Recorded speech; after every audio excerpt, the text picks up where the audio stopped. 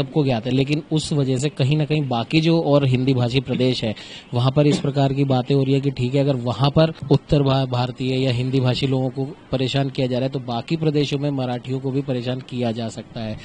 मुझे लगता है कि ना मराठी लोगों को परेशान करना है ना हिंदू लोगों को परेशान करना है। बाबा साहब अम्बेडकर जी के संविधान के मुताबिक देश चलेगा। या कुछ मुद्दों पर महाराष्ट्र में जिस तरह मतलब हिंदी लैंग्वेज जो फर्स्ट थे कंपलसरी लागू करने का निर्णय महाराष्ट्र सरकार ने लिया था, उस पर राज ठाकरे उद्धव ठाकरे एक साथ आकर उन्होंने आंदोलन का ऐलान किया था। और मराठी लोगों को भी ऐसा लग रहा था कि भाई हिंदी भाषा का विरोध नहीं, लेकिन 5-6 साल के बच्चों को हिंदी सिखाना ठीक नहीं है, इसीलिए सभी लोगों ने इसका विरोध किया था। इसीलिए महाराष्ट्र सरकार ने वो निर्णय रद्द किया है। लेकिन दूसरी बात यह है कि राज ठाकरे के लोग जो हिंदी भाषी के लोग हैं, गुजराती भाषी के लोग हैं, साउथ इंडियन के लोग हैं, बंगाली लोग हैं, तो ऐसे लोगों को तकलीफ देने का काम कर रहे हैं। उसको पूछते हैं कि भाई तुम मराठी में बोलो, और मराठी नहीं आती है तो फिर वो उसको मारते हैं। या उन आदमी ने भी मैं नहीं बोलूंगा ऐसा भी नहीं बोलना चाहिए। अगर बोलता है कि भाई मराठी में बोलो तो मुझे आती नहीं, मुझे सीखूंगा, ऐसा वो सामने वाले ने भी बोलना चाहिए। लेकिन वो अगर बोलेगा कि मैं नहीं बोलूंगा, तुम बोलते तो मैं नहीं बोलूंगा, तो फिर बहुत संघर्ष होता है। तो इसीलिए दोनों तरफ से भी विवाद की स्थिति ना पैदा हो, इसके लिए राज्य सरकार की तरफ से प्रयत्न चल रहा है। और ये कोई 1-2-3 घटना है, बाकी का हर आदमी को ऐसा कर रहा है ऐसा बिल्कुल नहीं है। मीडिया में तो ये घटना घटी तो 1000 बार वही दिखाते हैं, तो इसीलिए लोगों को लगता है कि भाई पूरे नॉन मराठी लोगों को थप्पड़ मारी जा रही है, लेकिन ऐसा नहीं है। और जो लोग ऐसा कर रहे हैं उनके ऊपर पुलिस एक्शन भी ले रही है। लेकिन मेरे पार्टी का इस मुद्दे, इस भूमिका का हम विरोध करते हैं।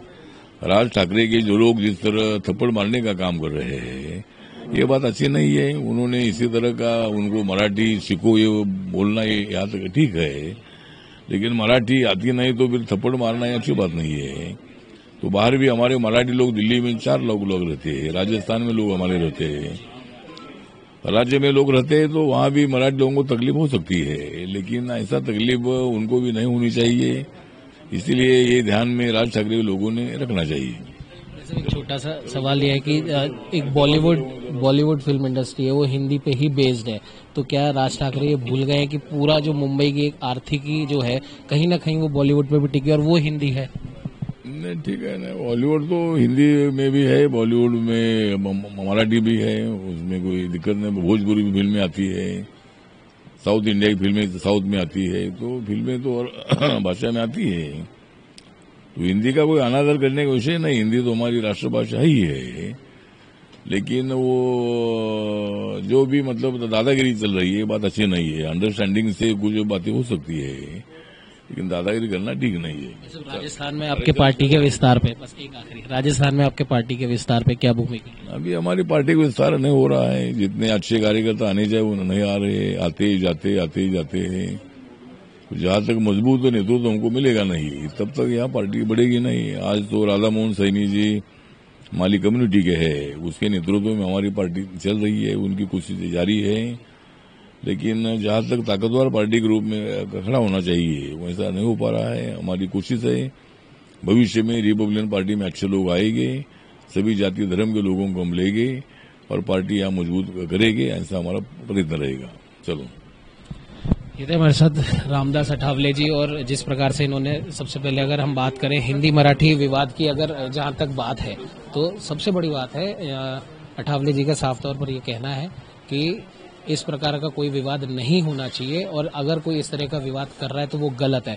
और सबसे बड़ी बात यहाँ पर देखने वाली ये है कि उन्होंने साफ कह दिया है कि हिंदी को लेकर किसी भी प्रकार की कोई समस्या ना महाराष्ट्र में है ना कहीं पर, लेकिन जो ऐसा कर रहा है उन्हें पुलिस के द्वारा सजा भी दिलवाई जा रही है। और साथ ही साथ राजस्थान में पार्टी के विस्तार को लेकर अठावले जी ने कहा कि पूरी तरह से कोशिश की जा रही है और जहां तक बात राजस्थान की है तो प्रदेश अध्यक्ष राधा मोहन सैनी जी के हाथ में मजबूत तरीके से कमान सौंप रखी है।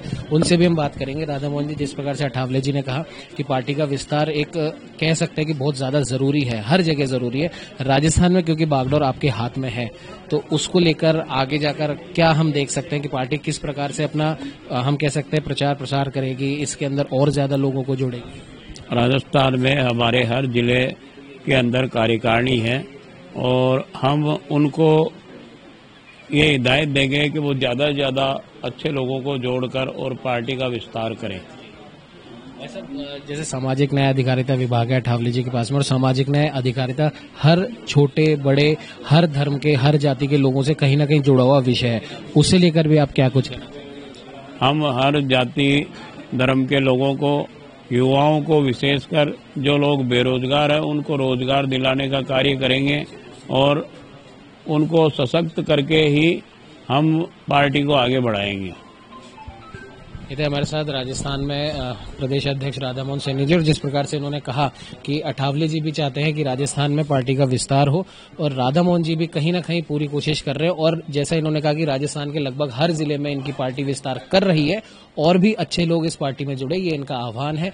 और जहां तक सामाजिक न्याय और अधिकारिता की बात है, इनका साफ तौर पर कहना है कि हर छोटे बड़े हर धर्म हर जाति के लोगों को उनका न्याय मिले और उनके अधिकार मिले। ऐसा न सिर्फ अठावले जी अपने मंत्रालय के थ्रू कर रहे हैं बल्कि राजस्थान में उनकी भी यही कोशिश है और ऐसा वो कर भी रहे हैं। सहयोगी कैमरामैन अजय के साथ उमंग माथुर, न्यूज़ 21।